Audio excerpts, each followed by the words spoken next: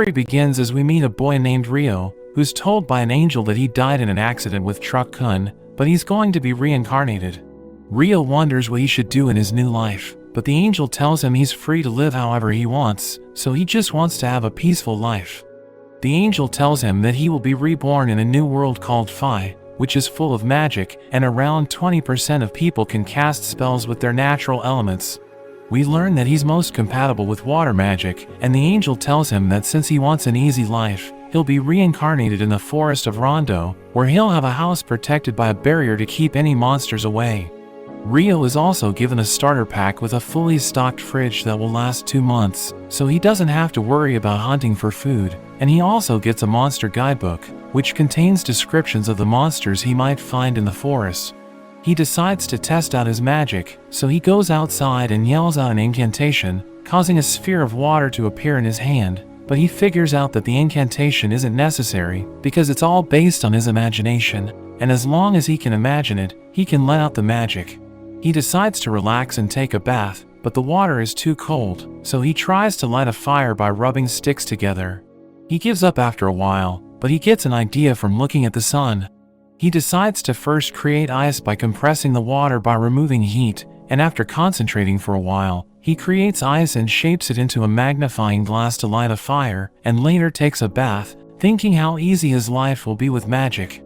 The next day, he thinks about his future plans, and realizes that he needs to work on his combat abilities to survive in the world. He manages to shoot his water ball, but he knows that it can't do any damage, so he tries to create a water jet, but even after focusing on it, it's still pretty weak.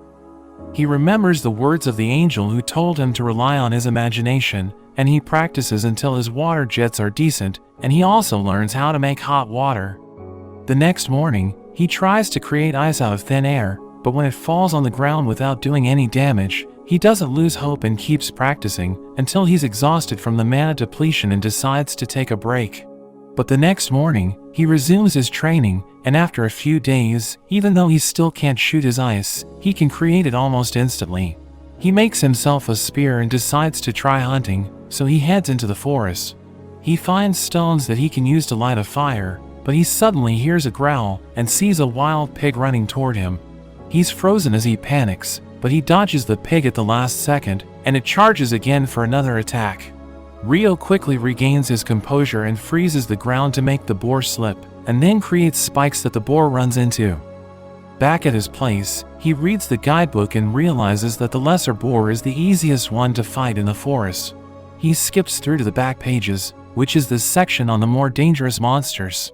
He reads about dragons that can easily destroy cities alone, and the only way to survive is to run, even though there isn't much hope for survival. There's also a page that mentions fallen angels called Akuma, but there's not a lot of information about them. Rio decides to ditch his clothes and go back into the forest, but while he's not paying attention, an assassin hawk attacks him, and he remembers how they use their claws or beaks to attack, so he starts creating ice shields to protect himself. He uses his water jets to attack, but the hawk easily deflects them and dives straight towards him, so he quickly shields himself with ice. The hawk is knocked down and quickly gets back up, but we see it lost one of its eyes, and it ends up flying away. Rio is relieved, but he ends up getting lost in the woods, and as he tries to find a way back home, he stumbles upon a glowing lake, and he finds a headless man and his horse.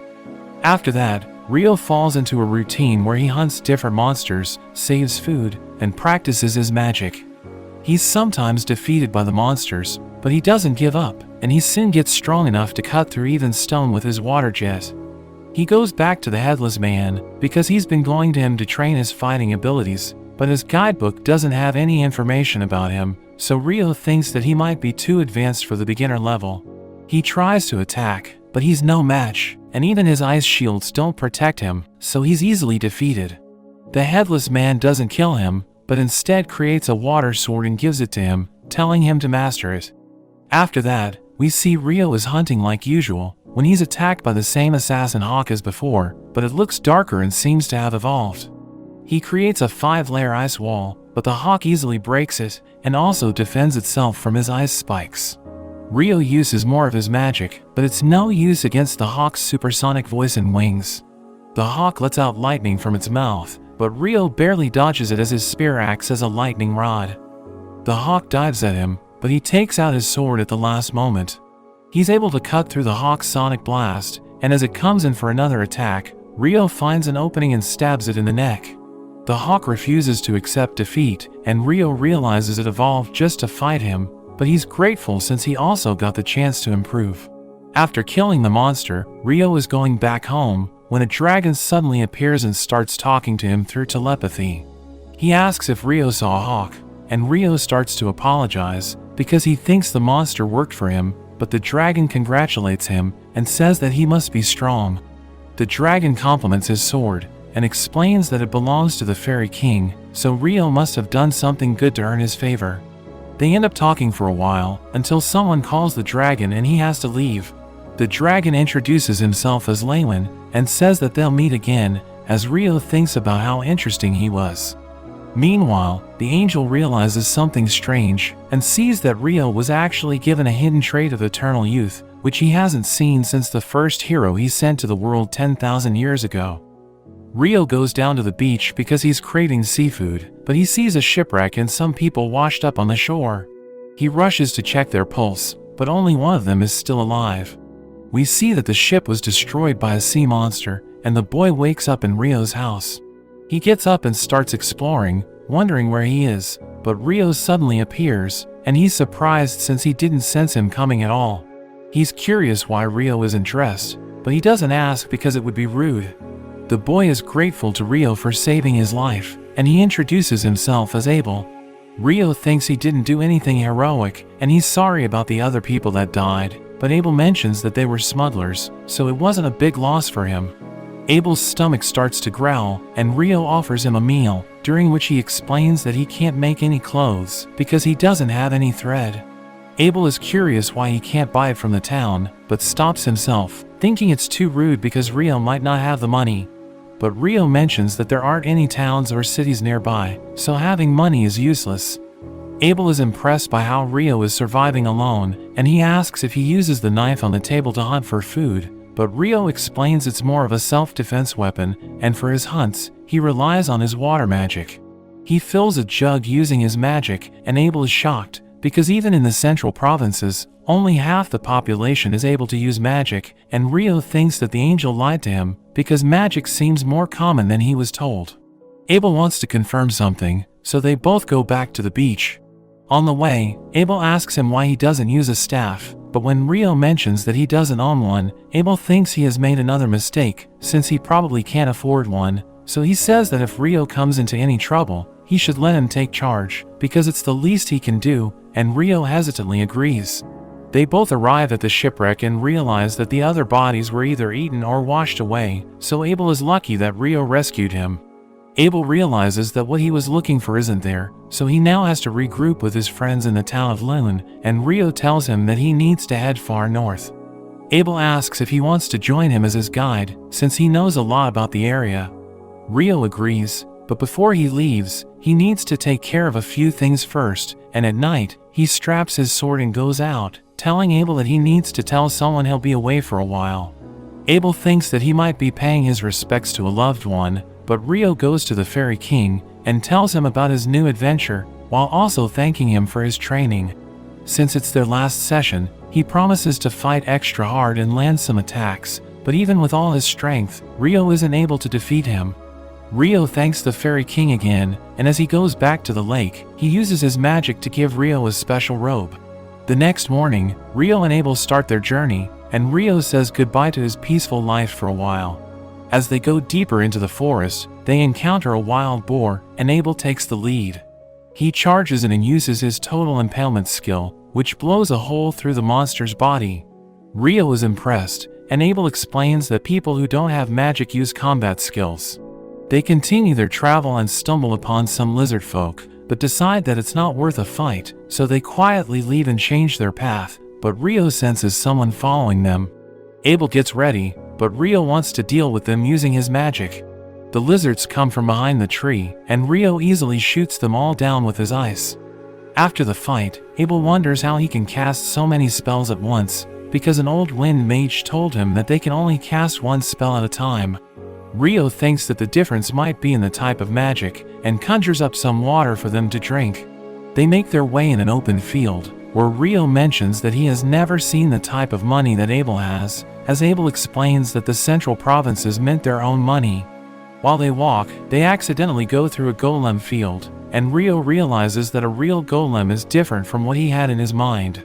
Abel charges in and uses his total impalement skill, but it's no use since it can regenerate. Rio thinks of a new trick and creates a 10-layer ice wall to instantly crush the golems. Only one golem remains, but it's not moving, and they both realize that the golems absorb energy from the ground, so when the monster was knocked up, it could no longer detect the ground. Abel and Rio see a giant hippo lying on the ground while wyverns attack it, and a monster war happens in front of them, which gets them excited. They both set up their camp, and Abel mentions the dungeon, which Rio wants to check out, so Abel promises that he'll take him after they reach Lune. They talk about dwarves and elves, and the night quickly passes by. Rio notes that they'll soon approach other humans after they cross the mountain, and Abel wonders where he got his information.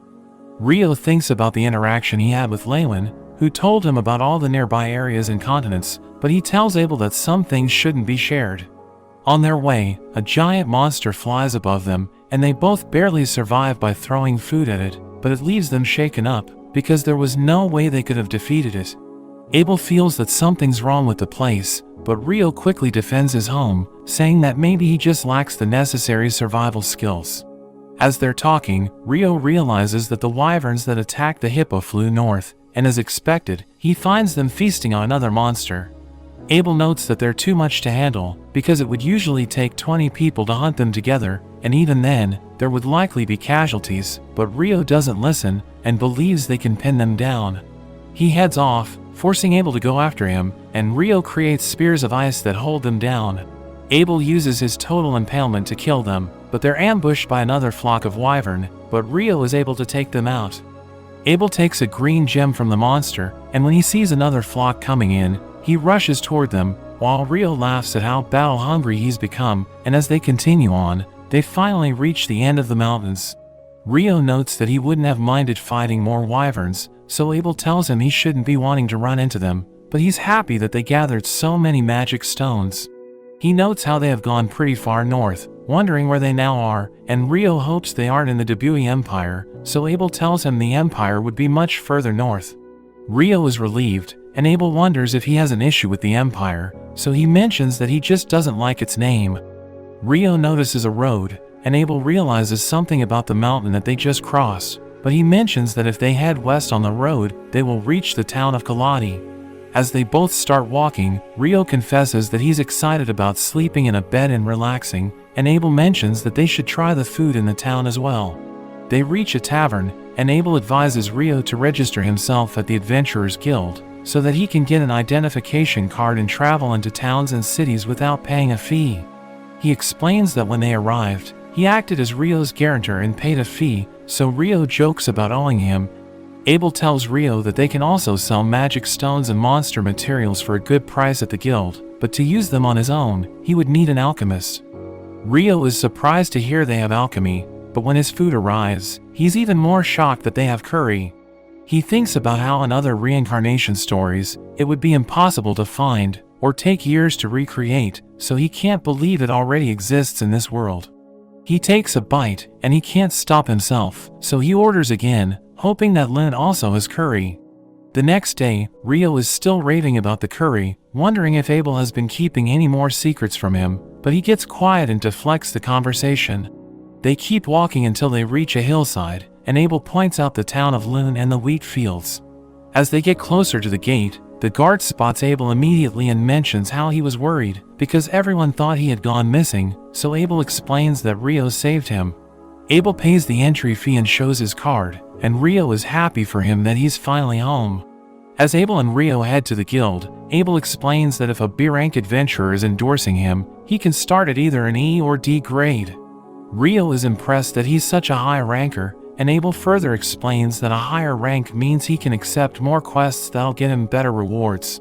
They arrive at the guild, and when the adventurers see Abel, they're all happy that he's safe. Rio realizes how famous he is and wants to get out of his way, so he leaves, but he meets an elf outside. They both stop to look at each other, and the elf recognizes that Rio's robe belongs to the fairy king, and that the king must have liked Rio to give him such a gift, but she's in a hurry, so she hopes to meet him again. Abel takes Rio back inside and introduces him as the hero who saved him.